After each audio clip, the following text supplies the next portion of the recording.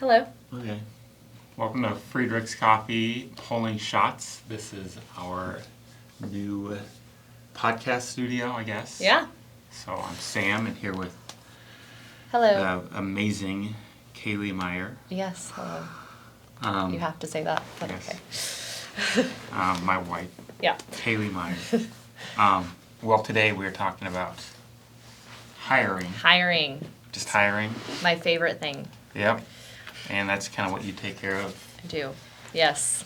I do. Yeah. Yeah, we just have some talking points and, I don't know, just like questions that people might have that are starting a small coffee shop or that, what do you think, like that want a hiring system down, things like that. I think a system, you've built a system, and I think a big part, I guess first point, a big part of hiring is the attention to detail that you give hiring. Yes. I mean, just here, our ecosystem, I kind of took care of hiring along with so many other things that I did not give it the attention. I kind of did I've heard it called the paper towel test, or a napkin test. If you put it up and it moves, it means they're breathing, and that means you hire them. Oh. That's. Okay. But I didn't have any sort of system. For hiring people. I just kind of had people come in. Usually, if they had experience, I just like, hey, you're good. Just go. Here's the manager. Go figure it out. And yes, that you did do that. Yeah. Yeah. And it worked out sometimes, and sometimes it didn't. Yeah. Sometimes it did. I think I'd say the biggest issue was someone would come in,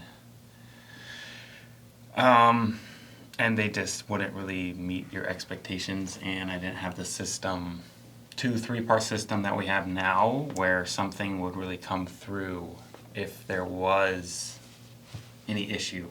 Yeah. Like if something was going to come up, usually it comes up the third, second interview, or sometimes like you just have. I can usually weed. Yeah. We have kind of I guess a 3-part process, but typically we just do like a meet and greet, right? Yeah. And that's me. That's just me. Yep. And at one of our shops. And then we'll set up a formal interview here with you and I. If the meet and greet goes well, we give the potential employee a way out if they decide they don't like what we're looking for at Friedrichs. Yep. And it gives us a way out too if we kind of know they're not going to work. I generally can tell by the meet and greet if it's like worth them coming here. Yeah. And then do you just cut ties, or do you? Yeah, I would say we just kind of give them a reason. Usually, I am very particular on the people that I bring in for meet and greets based off of their applications. I won't just bring in someone or anyone with a pulse. So I do make sure they hit criteria before I even do the meet and greet. Typically at the meet and greet, that's when we find like their schedule's not going to work, or they aren't great at multitasking. So there's usually a reason that comes up. And then, at that point, we would typically cut ties. If it is an issue of, like, I always have some applicants, that I would call if we the availability came up for them. Because so you have like a running list of people that are, hey, maybe they say, oh, it's February, and they say this summer. Yeah, I would say I might be able to. I would say, okay, well, contact me again in the summer and we'll talk. So, and I've done that before. So I think we have a couple people that I've actually spoke with and then didn't have formal interviews until a couple months later because of their schedule. So yeah. And then you have a part 2, which is usually here. Yeah. Usually it's both of us. Yeah, that's like the formal interview. And you have an actual list or a questionnaire of a dozen or so questions. Yeah, I do. Yeah. That I ask, and it's just very basic, like, why do you want to work here? And it's, what would your past coworkers, how would they describe you in 3 words? Tell me about a situation that you were overwhelmed. It can be personal, school related, or work related. Yeah. How did you handle the situation?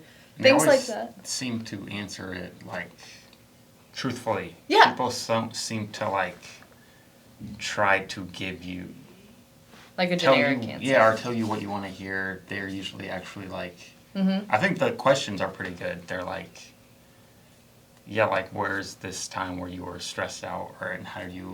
Yeah. Because everyone's been stressed out. Yes, So and you we've can't gotten just say- some great answers to that. Yeah. So, yeah, the questions are usually, and then I'll have like a fun coffee question to see what their actual knowledge is, and then just like how long they plan on being with us, and then yeah, their availability, things like that. But it's it's very basic things, but also things that we would need to know hiring for a coffee shop. Yeah.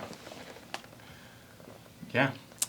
And then third, you talk to them with a manager. Sometimes yeah. it's like Sometimes, they just get typically I just kind of get them in contact with manager. So like, Yeah. because that's our new point of contact. We've met with managers before. Otherwise, I'm just like, here's the manager's info. They will get you started on training. And if there's a concern, the manager will bring it up to me and I can address it with them, or they can address it with them. Yeah. Like after they've started training, but typically by that point. yeah, you know the person you're hiring, you know what the manager needs. Yes, You I put do. it together. There's not really any. Yeah, I do kind of fit the puzzles into each store because we have Yeah. 3 coffee shops with they're all the same, but they like different vibes, I guess. And you know who So, fits what. And yes, I do. Yeah. Yep. Just put it together.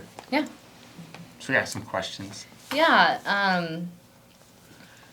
So we had some that kind of just, well, do you want to ask these questions? Yeah. The first one. Yeah. Now, where did our last 3 good hires actually come from? And how do we double down on that? Yeah. I don't know how we double down on it. I guess we more advertisement, but I would say most of our good hires, I don't want to say our only, but it comes from our website. So, and that's because on our website, it's not like a simple like apply here, big like banner. They have to like go to it and find it. They have to find how to apply. And as easy, we want it to be easy, but not easy enough that anybody can apply, like on Indeed. So our website is definitely where we get the best ones, the best applicants. I'd say so, yeah. And the most, like, we did out, I think, automatically, where Indeed, I've never put in an application, but I think you can just kind of click. Like, spray and pray, just, you put out 30 of them, so you gotta, on Indeed, we've had some of our best hires come from Indeed. Yes, honestly, some of the our best hires ever, but I would say, in general, it is coming from our website. The Indeed just doesn't weed out, like, even if we put like you have to have experience in baristaing for 6 months, it does not matter. Like they check it and then you look and you're like, you didn't work at where's you it didn't come get from? experience, or they'll say, no, I don't have any experience, but so and I kind of did that on Indeed because I'm really not opposed to hiring someone without experience. It's just generally we don't try to. Yeah. But and I did that. I put that on Indeed to see if it would catch it, and it does not. It just doesn't matter what criterias we put on, and that's tough. But yeah, like you said, some of the best hires we have are from Indeed. Yeah. And I will say, just to kind of reference why we don't personally, like as a shop, like to hire people without experience. It's because, we're not a chain. It would be, I guess we have 3 small coffee shops, but and we do, still pull our espresso shops. It's not like an audit. It's just we do things that does kind of require some experience, usually. Yeah. Unless it's going to be an extensive training process, which we can also do. I started not baristing before. Yeah. But it's just nice to have some basic barista knowledge before you start. And I tell people, like, especially if they have, like, Starbucks, sometimes that's, like, the best. Starbucks, Caribou. Yeah. Like, you don't, if they have too much, you have to kind of layer it down and then build it back up. Like, no, we don't do this that way. We don't make lattes that way. Yeah. We don't make this. Yep. So you kind of have to untrain them a little bit, which might make it a little harder to, just one more step where if you work at Starbucks, you know, well, I don't know how to tamp, but I know that espresso and milk goes together to make a latte. Mm-hmm. I know how to build drinks very well. Yeah. So, yeah, it's which I don't think I ever would have thought of, like, you would think the more coffee knowledge, the better, but I think... yeah, it can be tricky. Yeah. For sure, yes. I agree with that. So the next kind of one I took notes on was that... So what must the new barista master by day 7 and then master by week 4? So I would say the notes that I kind of have, and this is just from experience from starting as a barista, being a manager at the stores, and now doing the hiring. Mm-hmm. By day 7, I mean, we kind of talked about this, but basic customer service skills, greeting people when they come in the door. Yeah. It is kind of crazy how this just doesn't come natural to some people. Yeah. So things like that, register, not that you have to have it down perfect, but knowing how to take orders and basic customer service skills, that's just by day 7, you should be able that. Yes. Yeah. And then I would say week 4 is basic barista skills. I mean, you should be, maybe you're not comfortable in being on the espresso bar all the time. Yeah. But you should be able to know how to make a drink from the espresso bar. Definitely doing cold brew and cold drinks. So, and then I would say showing up on time, which is... Yeah, you wouldn't think... But, showing up on time for your shift. Not 5 minutes late. Like, by 4 weeks in, your routine should be to the point where you can do that. So, those are things I would definitely recommend. And that is something where it's like, it happens once, like, okay, whatever. It happens like 3 times in a row. Yeah.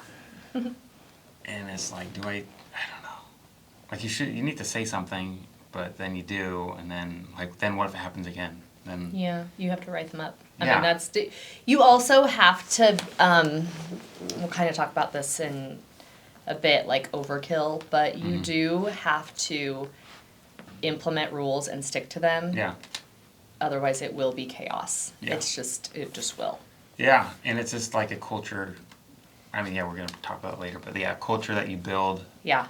Based on the expectations that you set. Yeah. And that all comes from that first month. Mm-hmm. Like, what's this person going to bring, and what standards are they going to set? Yeah, yes. Well, and again, we'll kind of talk about that at the end, but, and the next kind of subject we'll talk about is the culture of your shop. So, we know how, you're not going to typically have an HR person when it's a small coffee shop. I would be considered the HR person here. So, and I've don't have experience in that, but I would. So one of the questions is, how do we make it safe to say that I messed up? An employee messed up or did something, whether it's counting the drawer or a drink or whatever it is. Like, how do we make it a safe place for them to come to their manager typically, or us, or whatever? And honestly, it's just, first off, making them feel comfortable that the manager, whoever is in charge at the shop, or if it's, the person, the owner, whoever, that they can come to you. I would and I pretty much make that clear at the interview. Like, if you aren't comfortable with going to your manager, you can always come to me. But first go to your manager if there's an issue, if you did mess up, if you're, going to be late or if something, whatever it is. Yeah.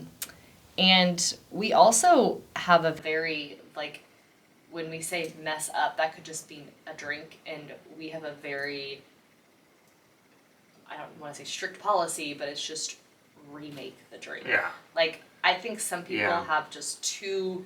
They thought through it. It's not that complicated, just remake the drink. Yeah, just make the customer happy, just give them a good drink they wanted. Yeah, because I think a lot of places have these really... Yeah. Strategic the chain things. You have to go up. Oh, you have a problem. Let's go find the manager. How do they fix it? And it's just everybody has the ability to just kind of make it right. Yeah. We give everybody the ability to do that and just make it. Because also when you're a small coffee shop, you don't always have a manager working. No. Or a shift lead. We don't have shift leads. So yeah, there's 2 employees working. No one has authority over Sometimes the manager's there. Yeah. It doesn't. It's just So not spending too much time on that, I would say, as an owner or a manager of a coffee shop, just make sure the barista is just comfortable with owning the issue, the problem that they could have created, and just getting on with and it. I do think culture in our shops is something that is. It's not like we have a company culture that we say everybody to everybody. There's just kind of you have a culture.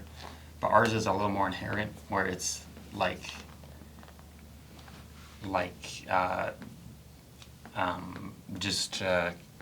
of respecting each other, or respecting the times we were talking about showing up on time, and it's kind of built over time, and we found it's also lost over time. Yes, if for there's, sure. If you don't have that hard conversation early on, then it turns into something, and then other people do it.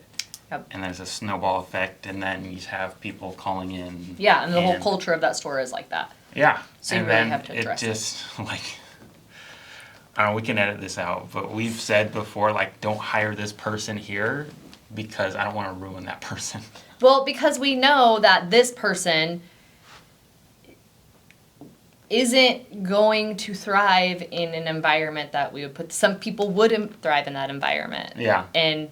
But others won't, and I typically can tell that at interviews, and so we will go out of our way. But the thing is really you shouldn't let it get to that point at all. Yeah. All the stores should be good to hire anybody. So learn from our mistakes. Is what we're saying. Address the problem right away. Yeah. It's so much more work when you get to that point. Yes. And then you have to, what do you do? Do you just say, hey, everybody, do I just fire you if you're not on time for the 10th time now? Yeah. Or if I set this standard here, I have to let go of half the store. Yes. Because I know. Not everyone's, so it's what do you do?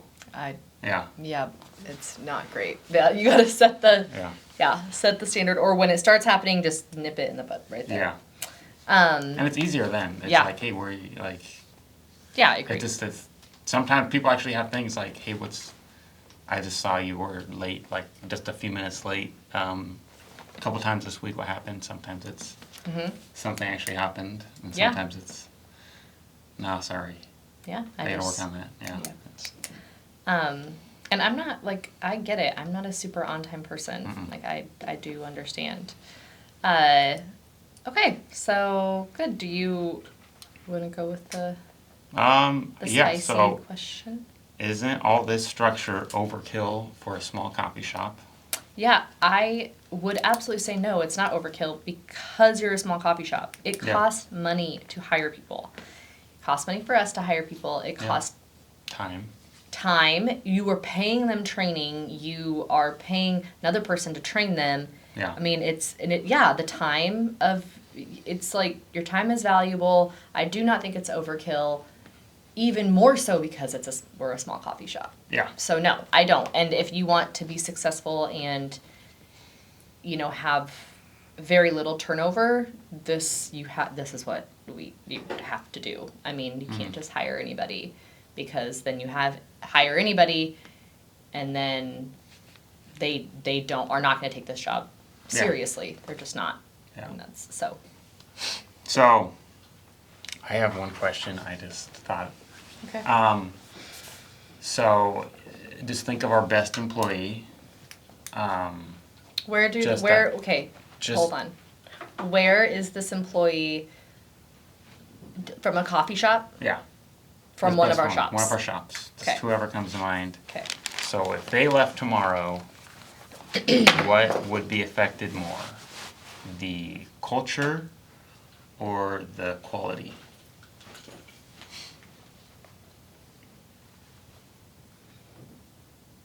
Okay. Do you have someone in mind? Yeah, but she's also here. I don't know. If Okay. that, does it need to be, I don't know. yeah. Well, the person that I'm thinking of, yeah, I would, Just which one?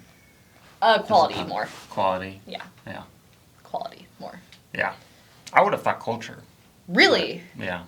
No, No? quality, You think? yes. I would think culture would just tank right away. But quality would be like slowly like, Yeah. oh, I got away with that, but that's not a big deal.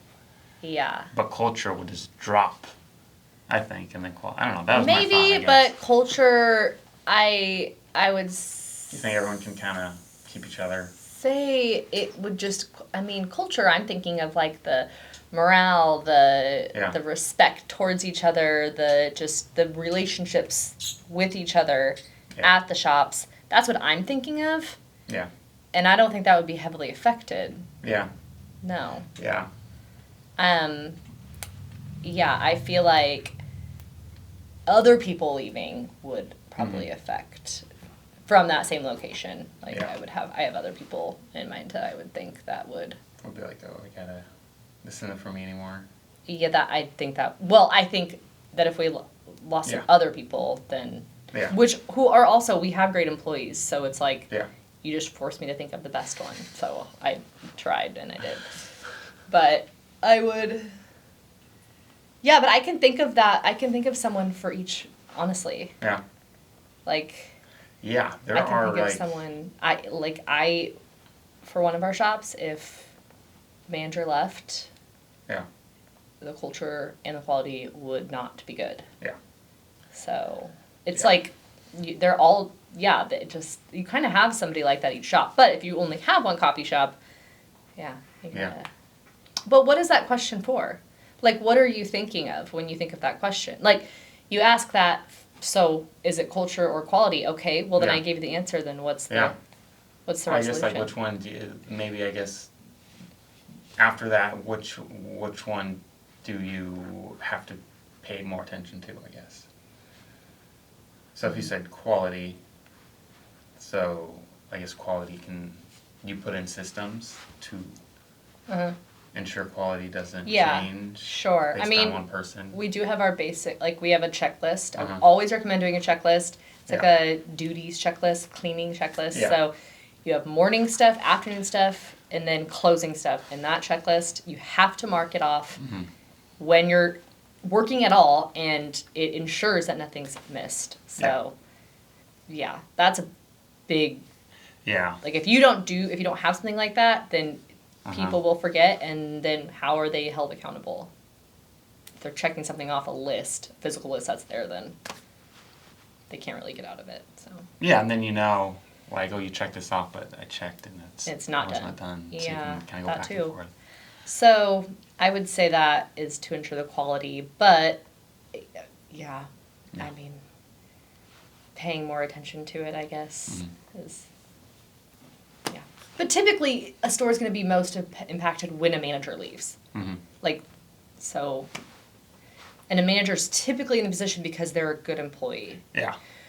So, like, Yeah, when you ask that question, it kind of, obviously my mind's going to revert to a manager because that's who it would be the most impactful leaving, and that's who the good employees are because that's why we promoted them. Yeah. So if I had to take that away, That person away, then yeah, it's. then I would say then more it would be culture. Yeah.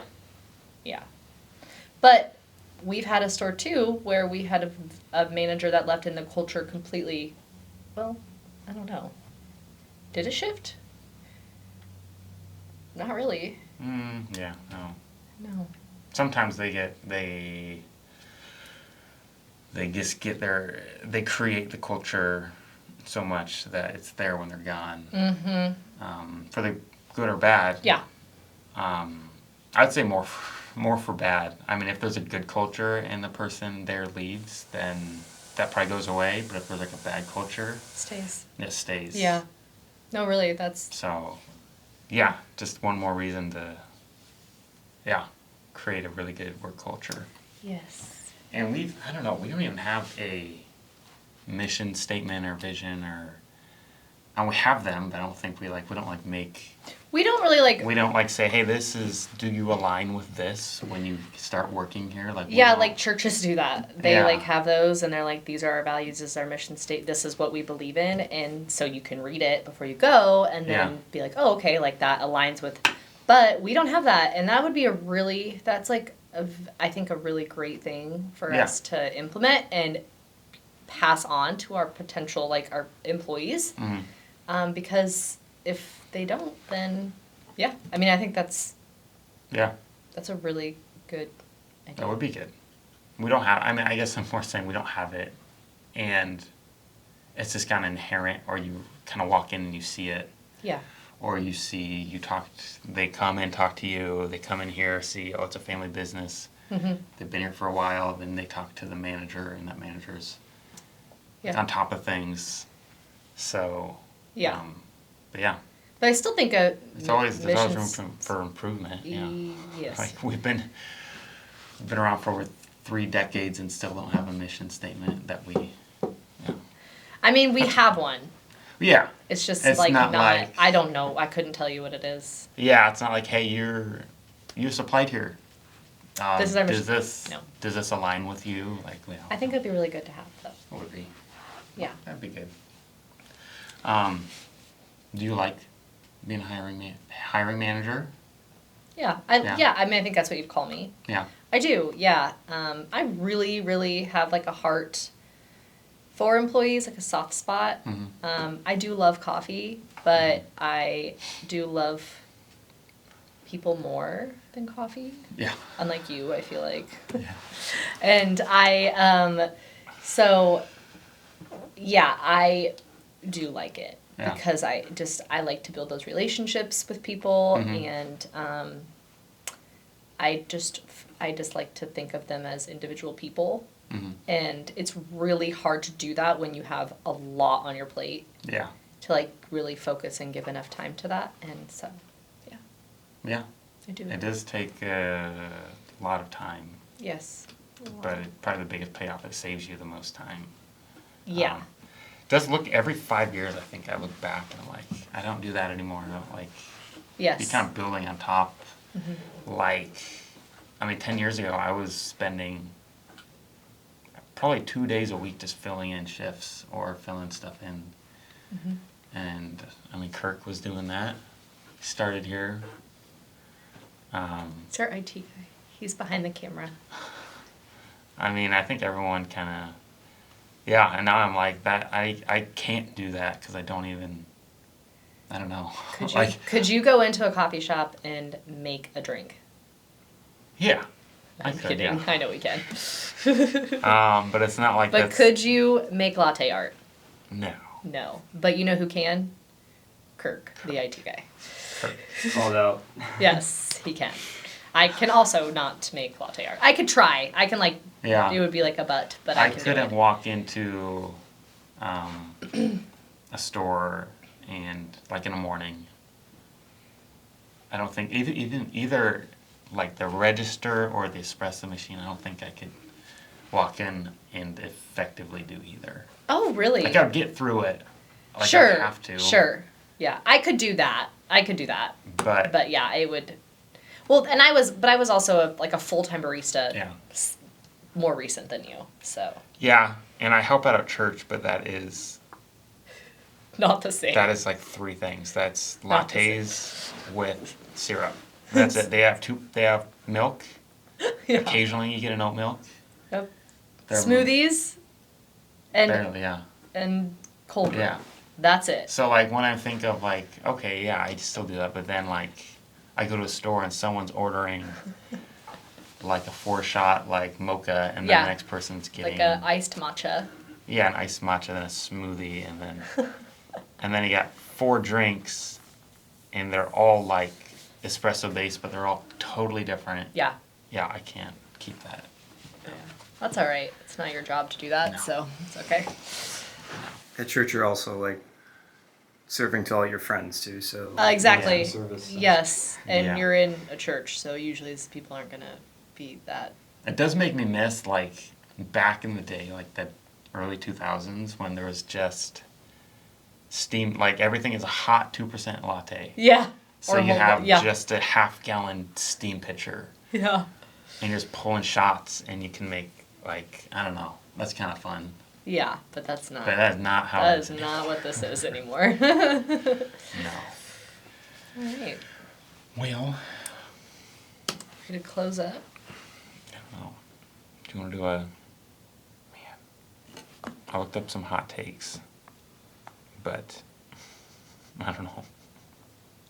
I just said, ChatGPT, can you give me some hot topics? A hot take. We can... No, I won't do that. I don't know. We didn't address that Travis Kelce and Taylor Swift are engaged. Oh, yeah. And I feel like that That needs does to be happen. addressed on any platform Yeah. at all. So her new album, Life of a Showgirl, is coming out Yeah. on October 3rd. And her and the Travis Kelce are now engaged to be married. We Yeah. don't know when the wedding is, but Yeah. maybe they'll want to use our coffee. Maybe. That'd be pretty cool. That would be so cool. We can send them some samples. Yeah. So yeah. But I feel like when people with a big platform don't like recognize things like this, and Yeah. we don't have a big platform. That's not what I'm saying. But like it drives me crazy when people with a big platform don't recognize things like this. Like, how are you not commenting Yeah. that this happened? This is like bigger than a royal wedding. So I just personally Yeah. think that this should be acknowledged Yeah. on any platform that we have, that Yeah. they are engaged to be married. Got that, Kirk? Hot take. Yeah, that it should be acknowledged. Yes, that is the hot take. That's the hot take that we have for you. Okay. Cool. Also, hey, technician Kirk here. We're getting all the cameras situated, so if it's a little weird, this is our first episode. We're getting things still figured out. So This is my bad side. So I won't be on this side anymore. So Okay. don't worry. Okay. How do you want to end it? I don't know. How do we end it? Should we kiss? Okay. I'm kidding. I'm not doing that on camera. Okay. Okay, bye. Bye. Now we can kiss. oh no, I didn't stop the recording Oh, in dang time. That's okay.